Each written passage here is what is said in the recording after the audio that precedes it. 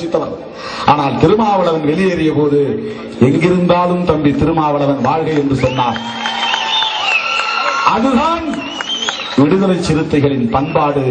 அந்த பாராட்டு வாங்கக்கூடிய அளவுக்கு தான் விடுதலை சிறுத்தைகளின் அணுகுமுறைகளை கொளுத்துகிறவன் உன்னுடைய விரோதி அல்ல.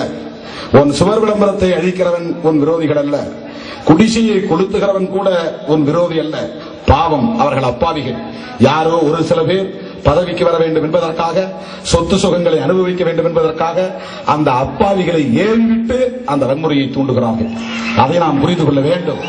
அதனால் நாம் ஆத்திரப்படக்கூடாது. வன்முறைக்கு வன்முறை தீர்வாகாது. நெருப்பு நெருப்பை அணைக்காது. வெறுப்பு வெறுப்பை அணைக்காது.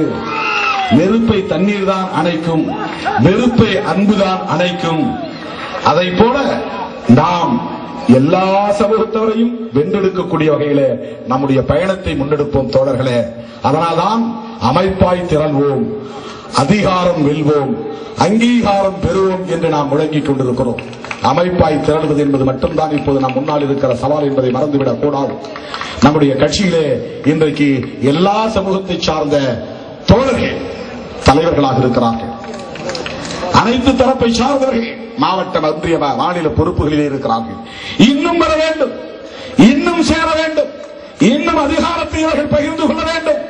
இது தமிழ் மக்களுக்கான கட்சி, தமிழக மக்களுக்கான கட்சி, தமிழ் ஈழத்திற்கான கட்சி, தமிழ் தேசியத்திற்கான கட்சி, ஈழ விடுதலைக்கான கட்சி, மனித நேயத்திற்கான கட்சி, மக்கள் பண்பாட்டை பாதுகாக்கக்கூடிய கட்சி, இனத்தை மொழியை காப்பாற்றுவதற்கான கட்சி, பெரியாரியத்தை அம்பேத்கரியத்தை தலைக்கு செய்வதற்காக பொறுப்படுத்திருக்கிற கட்சி.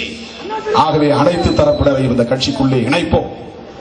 நம்மை எதிர்த்தவர்கள் வெட்கப்படக்கூடிய வகையில, தலைகுனியக்கூடிய வகையில பல்லாயிரக்கணக்கில் திரண்டிருந்தாலும் கட்டுப்பாடு காத்து இந்த மகத்தான விழாவை இயக்க வரலாற்றின் பொன்னெழுத்துக்களிலே பொறிக்கப்படக்கூடிய வகையில் இதை நடத்தி காட்டியதற்காக உங்களுக்கு நான் மீண்டும் ஒருமுறை நன்றி சொல்ல கடமைப்பட்டிருக்கிறேன். ஒரு தம்பி சொல்கிறார், இன்னும் அரை மணி நேரம் இருக்கு பேசி என்று. ஆனால் நான் நீதி அரசருக்கு தலைவணங்க கடமைப்பட்டிருக்கிறேன். ஆகவே இந்த மகத்தான விழாவுக்கு வந்து சேர்ந்து என் உயிரின் உயிரான விடுதலை சிறுத்தைகள் அனைவருக்கும் என்னுடைய நெஞ்சார்ந்த நன்றியை